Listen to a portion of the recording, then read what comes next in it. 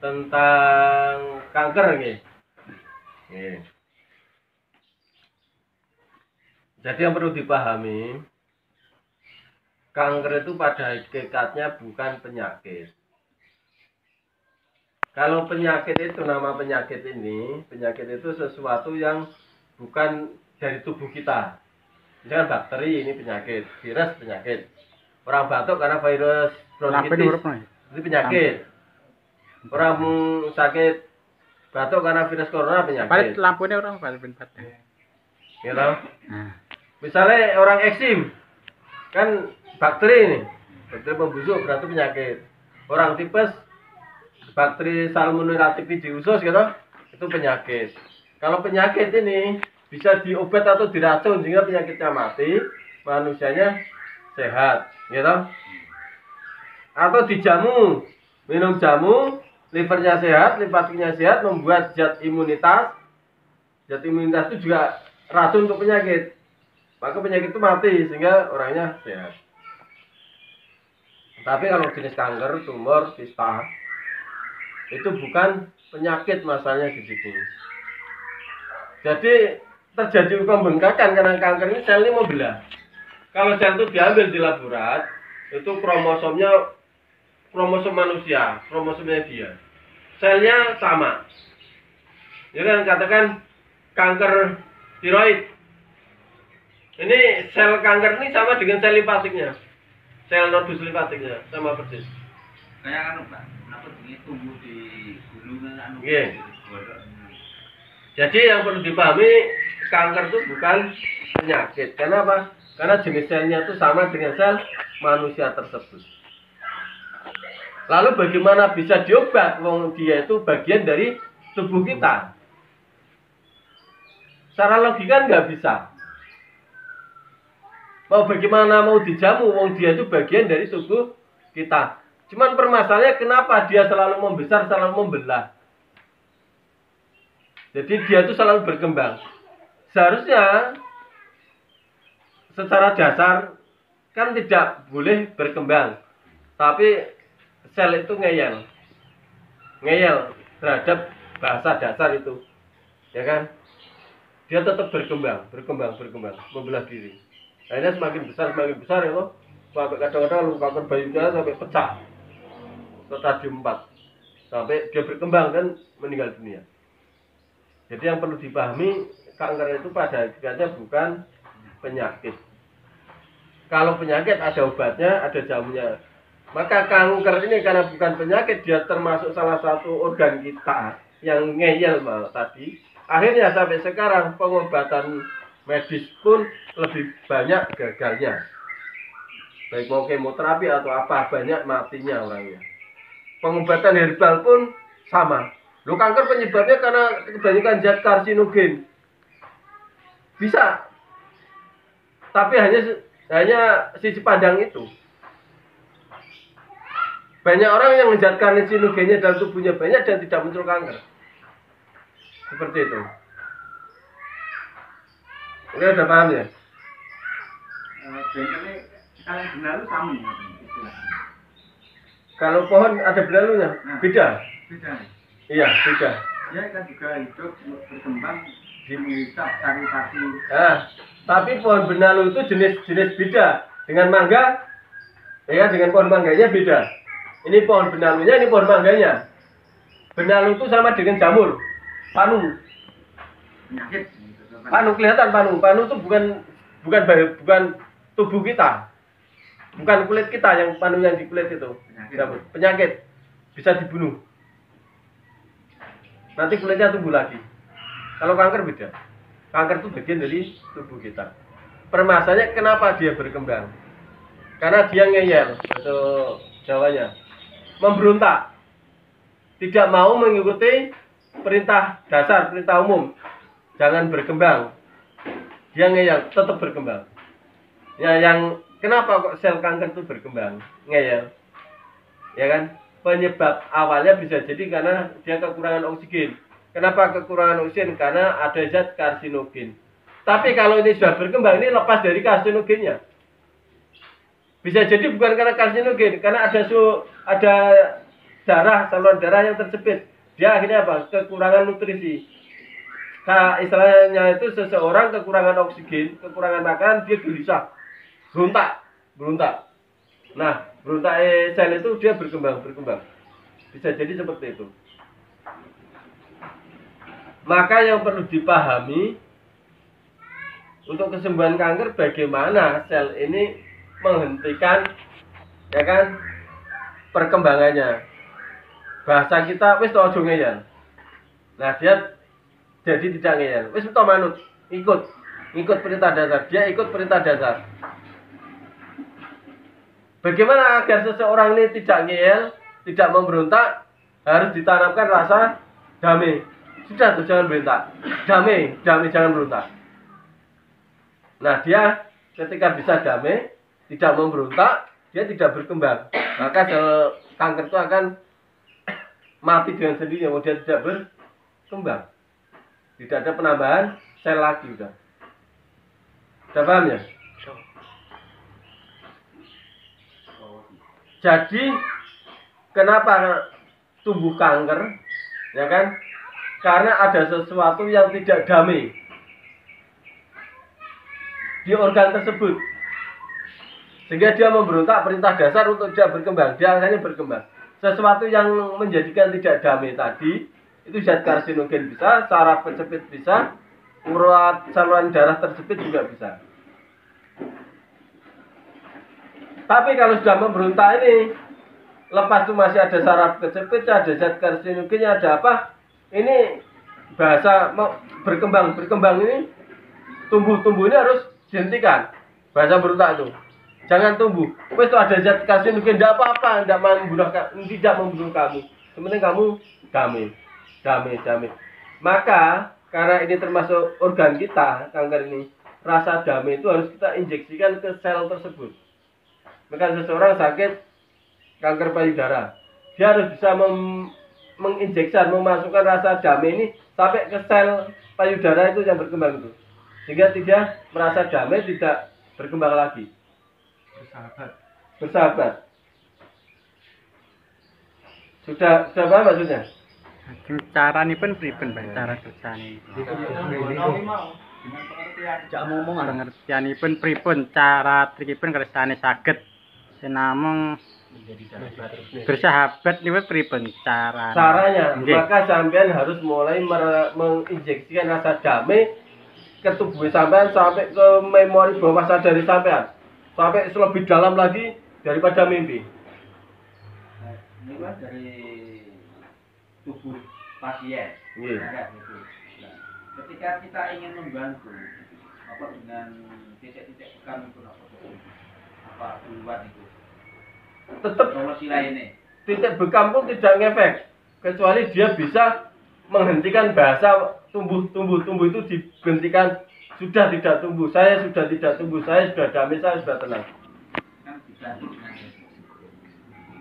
Bekam, titik bekam, pijet itu hanya untuk tubuhnya yang lain, untuk organ yang lainnya.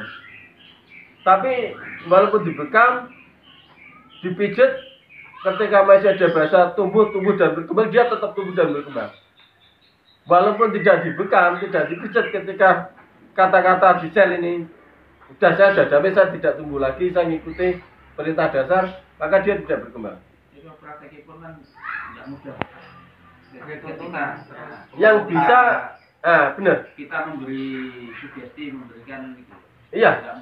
Kasus kanker tumor kista miom ini yang bisa hanya pasiennya, pihak luar tidak bisa. Kok jangankan cuma bekam, pijet, obat itu saja itu tidak ada manfaatnya. Sebelum ada kata-kata berhenti tadi, selnya itu saya damai, saya ikuti perintah dasar, saya tidak berkembang lagi, saya tidak tumbuh lagi. Nah, jadi harus ada injeksi rasa damai, ya kan, yang kita masukkan dalam tubuh kita, sehingga organ tersebut ikut merasa damai, merasa tenang. Itu kembali pada keyakinan lagi, keyakinan dari pasien. Ketika kita sugesti, ada yang ketika orang sudah kayak sakit itu, dia diobati baik gak sembuh. Padahal nanti berontak. Nah, perasaan Ya, nek sifat ngeyel kayak gitu ya repot. Manusianya ngeyel opo meneh kok sel kanker nih. Luwih ngeyel meneh. Jadi diambil kebanyakan loh, Ge. Betul. Maka orang yang sakit kanker biasanya dalam riwayatnya, perjalanan hidupnya, dia pernah sampai marah muncak. Dia sampai istilahnya memberontak secara puncak. Entah memberontak dengan orang tuanya, memberontak dengan sesuatu yang lain. Timbul bisa jadi. Ya, nah, dia istilahnya mengendap di sel itu. Dan sel itu akhirnya memberontak. Bisa jadi seperti itu dalam riwayatnya. Nah, walaupun itu hanya prediksi ya, tapi yang jelas sel itu memberontak bisa jadi karena tadi kekurangan oksigen. Oksigennya dihabiskan oleh zat karsinogen. Bisa jadi karena sakit asma kekurangan oksigen. Bisa jadi karena sakit bronkitis gak sembuh-sembuh kekurangan oksigen. Bisa jadi dia ya kan selalu menghirup uap atau asap. Misalkan supir asapnya knalpotnya bocor ke dalam, dia menghirup itu terus kekurangan oksigen. Bisa jadi karena ada saraf yang kesepit yang mengganggu ya kan transfer oksigen ke organ tersebut. Bisa jadi karena ada urat darah yang tercepit, kekurangan nutrisi. Tetapi setelah dia itu mulai berkembang, ini yang harus didamaikan. Kita kan terapinya penyebabnya dari oksigen itu apa dulu kan dilihat dari awalnya itu kan. Nah, kita bisa menghilangkan zat karsinogennya. Kita bisa ngobati tadi saraf kecepitnya. Itu saraf kecepit ya. Nah, urat darah yang tercepit tadi kita bisa terapi itu. Tapi kalau ini sudah berkembang, ini harus dihentikan, dan yang bisa menghentikan hanya pihak pasien. Wis toh, jangan ngeyel toh. Damai, ikuti kan. Wong itu tidak membahayakan kita. Makanya paling banyak amatir itu kita sakit benjolan.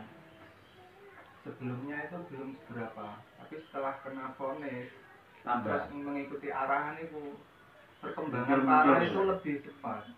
Termasuk benjol-benjolnya itu masuk kayak kanker. Belum itu. Bisa jadi itu karena TB kelenjar bisa. Bisa jadi karena lemak liar bisa. Tapi kalau kanker itu ciri khasnya warna kulit itu warnanya memerah. Kayak bisul. Benjolan yang warnanya kulit memerah kayak bisul itu bisa jadi terindikasi kanker. Dan dia sakit. Lalu dipencet sakit. Kalau dipencet nggak sakit bukan kanker. Itu. Nah, kembali lagi teknisnya gimana? Caranya gimana? Untuk menginjeksi perasaan damai sampai ke memori bawah sadar atau lebih dalam dari mimpi. Caranya gimana? Ya kan? Ada dua teknis. Kalau pasien tersebut bukan dari NU atau jamaah tabligh, jadi dia kan sesuatu yang di luar contoh dari Rasulullah kan selalu bid'ah, dia kan orang salafi. Maka pasien tersebut disarankan melakukan injeksi perasaan damai itu dengan membaca Al-Quran, tilawah Al-Quran. Bangun baca Al-Quran, capek tidur, bangun lagi baca Al-Quran lagi terus. Jadi hanya membaca Al-Quran, bukan zikir. Nek zikir itu sampai jenuh. Nek jenuh, metabolismenya kacau. Kankernya berkembang.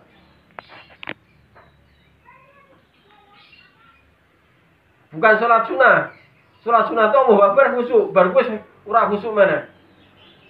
Metabolisme bisa kacau, enggak ada damainya. Yang bisa mendamaikan ini membaca Al-Quran. Kenapa? Karena membaca Al-Quran kita mencurahkan perasaan. Ketika kita membaca Al-Quran kita membuat lagu. Ketika kita membaca Al-Quran kita menciptakan lagu khas diri kita. Maka setiap orang itu beda-beda. Benar kan? Nah, lagu itu, irama itulah yang nanti bisa membawa hati ini fokus, merasakan damai. Tapi secara totalitas. Hanya membaca Al-Quran dan membaca Al-Quran, bukan berzikir, bukan berdoa. Jadi doa boleh sebentar saja, zikir boleh, nggak ada. Tapi kalau terlalu lama malah nanti jenuh kan, metabolismenya kacau, kankernya malah bertambah besar, malah menjadi-jadi. Tidak bisa membaca, mendengarkan bisa. Mendengarkan Al-Quran, oh nggak bisa. Nggak bisa, kalau cuma mendengarkan murotal nggak bisa. Jenuh dia, kacau dia metabolismenya. Yang kita butuhkan tuh metabolisme yang bisa optimal, itu hanya bisa didapat ketika kita mencapai fase deep sleeping.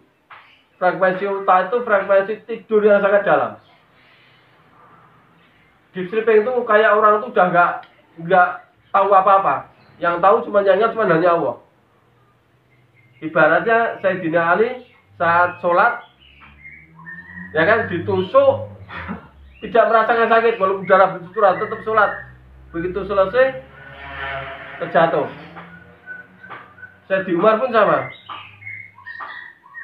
mencapai deep sleeping seperti itu. Makom kita tidak bisa sholat sekhusyuk itu, betul? Itu. Kita bisa mencapai deep sleeping dengan membaca Al-Quran, bukan mendengarkan ya. Oke, ini metode. Baca sholawat tidak bisa ya? Tidak bisa. Dan itu pasiennya sing mboten saged niku lho. Nggak Pasiennya bisa membaca. Pasiennya tidak bisa membaca Al-Quran. mungkin kalau kelahiran di bawah 90-an bisa semua. Tiang-tiang sing sakit sakniki kan pun ada Oh, kembali mendamaikan itu. Nggih, carane itu. tapi kan Quran bisa bermanfaat bagi yang membaca dan orang yang mendengarkan. Manfaatnya betul, tapi secara tadi metabolisme yang normal itu kalau mendengarkan nggak bisa mencapai deep sleepingnya yang nggak bisa. Tidur yang sangat dalam bahasanya deep sleeping. Frekuensi otak itu frekuensi tidur yang sangat dalam. Sampai tadi seperti Imam Ali itu sholat ditusuk pun nggak merasakan. Seperti Imam Ali kena panah, sudah saya tak sholat dulu. Saat sholat nanti baru panah ini dicabut. Karena kalau nggak sholat saya kesakitan. Deep sleepingnya sampai di situ kita tidak bisa. Makom kita bukan di situ. Makom kita itu hanya masih bisa dengan membaca Al-Quran. Untuk damainya itu loh. Udah bisa ya? Udah paham ya? Nah, metode yang kedua, kalau orang itu tidak bisa membaca Al-Quran, Islamnya Islam abangan, seperti itu ya. Nah, itu paling enak, ini metode saya. Tapi kalau orang itu mengatakan bid'ah, ya jangan dilakukan. Kalau orang itu mengatakan yang metode ini bid'ah, ya kan, tetap nggak bisa mencapai deep sleeping. Ada pemberontakan di hatinya. Kalau mengatakan ini boleh, ini berpahala, silahkan lakukan. Metode yang kedua. Metode yang kedua ini sama harus nyetel musik. Musiknya apa? Senengnya? Musiknya misalkan dangdut, setel dangdut. Setelah dangdut sampai ngibing juga. Jadi setelah pasien itu senengnya apa? Musik dangdut, setel dangdut. Musiknya Bang Haji Roma Irama, setel Bang Haji Roma. Musiknya Mansur, setel Mansur. Setelah itu ngibing, juget. Wes, juget, nikmati musik itu. Kalau orang Islam, saat menikmati musik itu sambil zikir. Lupakan syairnya. Perasaannya curahkan ke Allah. Zikir sambil nikmat. Jadi, musik ini menjadi tasbih. Kalau sampean zikir kan pakai tasbih. Ya kan? Kayu atau apa, plastik. Tasbih itu pengingat kita untuk berzikir. Musik ini jadikan tasbih. Musik ini menjadi pengingat kita untuk berzikir, menjadi penghantar. Tapi dengan musik itu kita itu bisa benar-benar fokus, ya kan? Kita fokus ke Allah, ya kan? Sehingga tidak berpikir yang lain dan kita mencapai deep sleeping. Ya, tarian sufi itu. Nah, bisa. Ibaratnya seperti itu. Betul. Itu metode yang kedua. Versi saya. versi saya memang tak suruh ngiping. Kenapa? Karena kalau kita itu membaca Al-Quran bisa mencapai deep sleeping, tapi fisik kita itu cuma diam, tidak berkeringat. Oke, paham kan? Paham kan? Sementara keluarnya keringat ini akan membantu metabolisme tubuh, akan menguatkan zat imun, akan membuang racun. Zat-zat karsinogen itu akan hilang dengan berkeringat. Maka secara medis, secara kesehatan, antara membaca Al-Quran dengan ngibing tadi, juget tadi, walaupun sama-sama ini sama-sama bisa mencapai deep sleeping, itu kalau saya memilih juget, ngibing. Seperti itu. Saya tidak ngomongkan pahalanya. Pahalanya banyak mana Anda? Saya mengomongkan, yang saya omongkan adalah sisi kesehatan. Karena kalau kita juget, ya kan, kita bisa mencapai deep sleeping.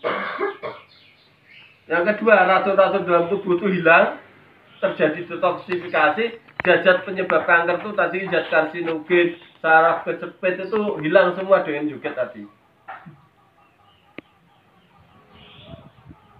Oke, jawab. Kalau sampai malu jugetnya jangan di luar. Apalagi kok di pasar, wah lu repot, ya kan? Jugetnya juga jadi dikonceni kaca panjang. Ya. Jugetnya di kamar sampean, ya kan? Setel musik, ya kan? Juget terus 3 lagu, 4 lagu, 5 lagu, selesai kan? Kalau sendiri jenuh Pak terkadang. Kemungkinan jenuh. Itu kemudian dalam durasi Pak ya, dalam durasi ketika seseorang mendapatkan vonis katakanlah kanker itu dalam durasi treatment dalam setiap waktu harinya itu katakanlah yang ideal itu berapa jam atau gimana? Atau untuk juget ini, ya, kalau bisa sehari dilakukan 4 kali. Sekali melakukan itu, ya kan, 3 sampai 5 lagu.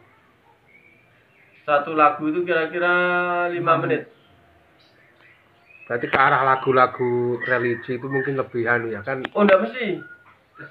Kesenangan, pokoknya harus terpenuhi kesenangan si pasien, intinya begitu. Iya. Karena lagu itu bukan yang pokok. Yang pokok itu zikir, yang lagu itu hanya menghantar kita. Zikir kita bisa mencapai puncak, mencapai deep sleeping. Kan ada kan lagu-lagu semacam sekarang kan lagu-lagu religi seperti Didi Kempot yang pakai itu lagu-lagu semacam kayak campur sari itu kan orang-orang bisa. Jawa kan Ya, lagu religi misalkan gitu toh. disaing-saing gitu kan. Enggak apa-apa. Boleh. Iya. Oke.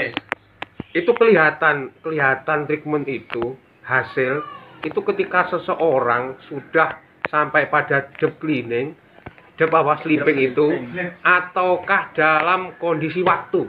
Artinya begini, kita melihatnya itu dari durasi waktu, ataukah suksesi dari deep itu sleepingnya. Sukses mencapai deep sleeping. Oh begitu. Seseorang ini akan bisa sehat total. Berarti semakin cepat mencapai itu kan? Setiap manusia itu secara ilmu medisnya, ya kan, itu bisa mencapai sehat, menjadi normal, metabolisme ini normal. Itu ketika seseorang setiap hari bisa deep sleeping ini selama 7 sampai 10 menit. Oke. 7 sampai 10 menit tok yang dibutuhkan. Seseorang tidur 12 jam, seseorang tidur 8 jam, seseorang tidur 4 jam. Kadang-kadang nggak mencapai deep sleeping. Oke, tidur nyenyak ini. Tidurnya itu nggak mencapai deep sleeping. Permasalahannya itu.